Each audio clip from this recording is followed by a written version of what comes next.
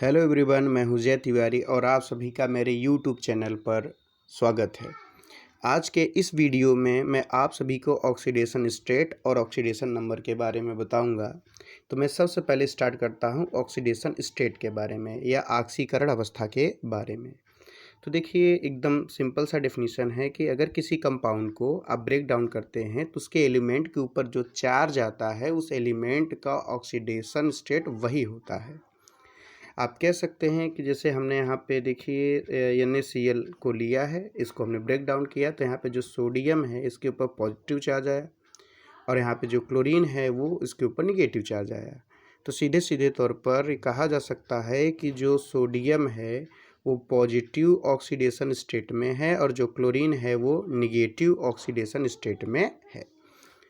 अब हम बात करने वाले हैं ऑक्सीडेशन नंबर के बारे में। देखिए, कई लोग ऑक्सीडेशन स्टेट और ऑक्सीडेशन नंबर को लगभग सेम मानते हैं कि ऑक्सीडेशन स्टेट और ऑक्सीडेशन नंबर सेम होता है। थोड़ा सा फ़र्क होता है। देखिए क्या फ़र्क होता है कि आप देखेंगे कि यहाँ पे NaCl जो है, सेम एग्जांपल लिए हैं, NaCl टूटा है तो Na प्लस और Cl जो है वो माइनस में आया है, लेकिन Na के ऊपर +1 है और Cl के ऊपर -1 है।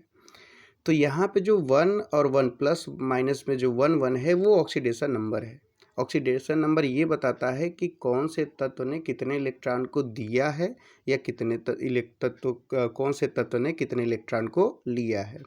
देखिए, सोडियम पॉजिटिव ऑक्सीडेशन स्टेट में है, ठीक है, क्लोरीन निगेटिव में है, ये भी ठीक है, लेकिन सोडियम के ऊपर 1 जो है ये इसका ऑक्सीडेशन नंबर है और जो क्लोरीन के ऊपर -1 है ये क्लोरीन का ऑक्सीडेशन नंबर है। प्लस माइनस ऑक्सीडेशन स्टेट है, 1 1 जो है ऑक्सीडेशन नंबर है। अब हम सबसे पहले बात करते हैं कि हम जो हैं ऑक्सीडेशन स्टेट को या ऑक्सीडेशन नंबर को कैसे कैलकुलेट करेंगे। तो ऑक्सीडेशन स्टेट को या ऑक्सीडेशन नंबर को कैलकुलेट करने का बहुत सारा मेथड है, इसमें से हम लास्ट ऑर्बिटल मेथड का इस्तेमाल करते हैं कि लास्ट ऑर्बिटल के द्वारा, जो अंतिम वाला लास्ट ऑर्बिटल है उसके द्वारा आप किस तरह से ऑक्सीडेशन नंबर निकाल सकते हैं। तो इसके लिए दो चीज़ों का आपको ध्यान देना होगा। पहला चीज़ कि कोई भी एलिमेंट सबसे ज़्यादा स्टेबल कब होता है, जब उसका लास्ट ऑर्बिटल हाफ फिल्ड हो, फुल फिल्ड हो या उसमें कोई भी इलेक्ट्रॉन ना हो, या आप कह सकते हैं वो आधा भरा हो या पूरा भरा हो या तो उसमें कोई भी इलेक्ट्रॉन ना हो, तो सबसे ज़्यादा स्टेबल होता है। और आपको ये भी ध्यान रखना होगा कि हमेशा S और P जो रहता है वो साथ में रहता है। अब सबका S सबके P के साथ नहीं रहेगा, 2S 2P के साथ रहेगा, 3S 3P के साथ रहेगा, 4S 4P के साथ रहता है। और दूसरा आपको ये चीज़ ध्यान रखना होगा कि अगर कोई तत्व इलेक्ट्रॉन को देता है तो उसके ऊपर प्लस चार्ज आता है, या आप कह सकते हैं वो जो रहता है प्लस ऑक्सीडेशन स्टेट में होता है। और यदि कोई तत्व इलेक्ट्रॉन को लेता है तो उसके ऊपर निगेटिव चार्ज आता है और वो जो रहता है निगेटिव ऑक्सीडेशन स्टेट में होता है। अब इन्हीं दो, हाफ फील्ड, फुल फील्ड और नो इलेक्ट्रॉन, और देने और इलेक्ट्रॉन लेने के बेस पर हम ऑक्सीडेशन स्टेट को या ऑक्सीडेशन नंबर को हम कैलकुलेट करते हैं। तो हम वही सेम एग्जांपल लेते हैं सोडियम का। देखिए, जो सोडियम होता है इसका जनरली इलेक्ट्रॉनिक कन्फिग्रेशन होता है 1s2 2s2 2p6 3s1। हम सभी जानते हैं कि जो ये S होता है बस इसका शेप एक ही बॉक्स होता है और इसमें एक इलेक्ट्रॉन होते हैं। यस में टोटल होते हैं 2 इलेक्ट्रॉन और यहाँ पे यस में है 1 इलेक्ट्रॉन। तो आप ये बोलेंगे कि जो एस है तो ऑलरेडी हाफ फील्ड है तो इसको तो स्टेबल होना चाहिए, लेकिन ऐसा नहीं है। जो पहले ही बताया कि जो यस है वो पी के साथ रहता है, तो यहाँ पे 3s है तो 3s जो रहेगा वो 3p के साथ में रहेगा, भले से 3p में एक भी इलेक्ट्रॉन ना हो। तो यहाँ पे हम क्या काम करेंगे, 3s और 3p के ऑर्बिटल्स को बना लेंगे। यहाँ पे आ गया 3s का और यहाँ पे आ गया 3p, हालांकि 3p में 0 इलेक्ट्रॉन है। तो आप देख सकते हैं कि ये जो लास्ट वाला इलेक्ट्रॉन है ये कभी इसमें कभी इसमें कभी इसमें, मतलब तीनों ऑर्बिटल्स में मतलब तीनों बॉक्स में p के तीनों और s में जो रहेगा मूव करेगा, जो इसको अनस्टेबल बनाएगा। अब इस इलेक्ट्रॉन का निकलना ज़रूरी है। अगर ये इलेक्ट्रॉन निकल जाए तो जो 3s1 है ये 0 हो जाएगा। अब ये ऑर्बिटल, जब ये 3s और 3p 0 हो जाएंगे तो इसके जो पहले वाले ऑर्बिटल होंगे वो ऑलरेडी क्या होंगे, फुल फील्ड होंगे।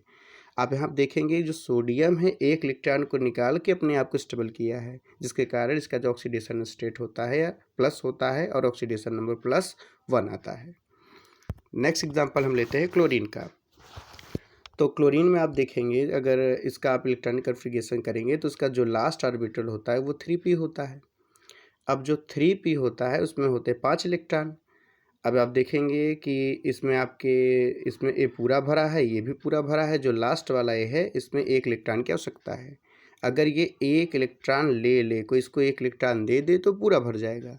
तो ये क्लोरीन क्या काम करता है, सोडियम के द्वारा त्यागे गए इलेक्ट्रॉन को, देखिए एग्जाम्पल में हमने सोडियम क्लोराइड लिया था इसलिए हमने सोडियम कहा है, अगर ये दूसरे के साथ जुड़ता है तो दूसरा से इलेक्ट्रॉन लेगा। तो ये क्या काम करता है कि सोडियम के द्वारा त्यागे गए इलेक्ट्रॉन को ये ले लेता है, जिससे इसका जो 5 होता है इसमें वो 5 की जगह पे हो जाता है 6 इलेक्ट्रॉन, है फुल फिल्ड हो गया। लेकिन यहाँ पे सोडियम ने इलेक्ट्रॉन को लिया है, जिसके कारण ये जो रहता है माइनस और इसका जो ऑक्सीडेशन नंबर होता है -1 होता है। एक एग्जाम्पल हम और लेते हैं ऑक्सीजन का। तो ऑक्सीजन का आप देखेंगे तो लास्ट में होगा 2p4। इसको पूरा फुलफिल करने के लिए 2 इलेक्ट्रॉन की आवश्यकता होती है। तो जब ये 2 इलेक्ट्रॉन लेगा तो इसका जो ऑक्सीडेशन नंबर होगा वो कितना हो जाएगा -2, क्योंकि इलेक्ट्रॉन इसने लिया है। लेकिन आपको एक बात ध्यान देनी होगी कि जो हाइड्रोजन होता है, हाइड्रोजन जो होता है इसका ऑक्सीडेशन स्टेट जो रहता है, ऑक्सीडेशन नंबर वो +1 और -1 दोनों होता है। पीरियोडिक टेबल में अगर आप देखेंगे तो हाइड्रोजन का एक अभी भी कोई एक निश्चित स्थान नहीं है। इसका पीछे का कारण ये है, तो इसका +1 तब होगा जब ये नॉन मेटल के साथ जुड़ेगा और इसका -1 तब होगा जब ये मेटल के साथ जुड़ेगा। सीधे तौर पे जब ये धातु के साथ जुड़ेगा तो इसका ऑक्सीडेशन नंबर -1 होगा, और जब धातु के साथ अधातु के साथ जुड़ेगा नॉन मेटल के साथ तो इसका जो ऑक्सीडेशन नंबर है वो +1 होगा। अब इस चीज़ को अच्छे से समझने के लिए आप यहाँ पे देख सकते हैं, ये देखिए ये है हाइड्रॉक्सिल आयन।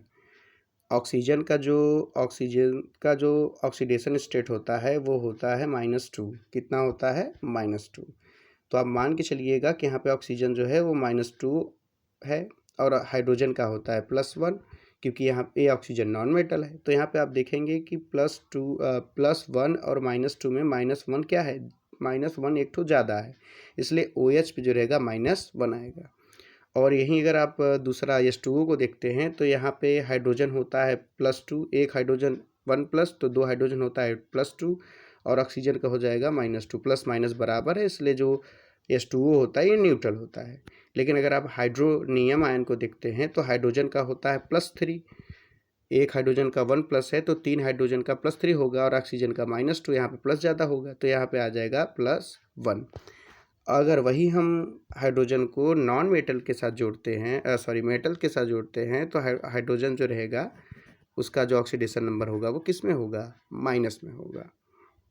देखिए ऑक्सीडेशन स्टेट को कैलकुलेट करने का, ऑक्सीडेशन नंबर को कैलकुलेट करने का और भी विधि है, उसको हम नेक्स्ट पार्ट में बताएंगे। तब तक के लिए धन्यवाद।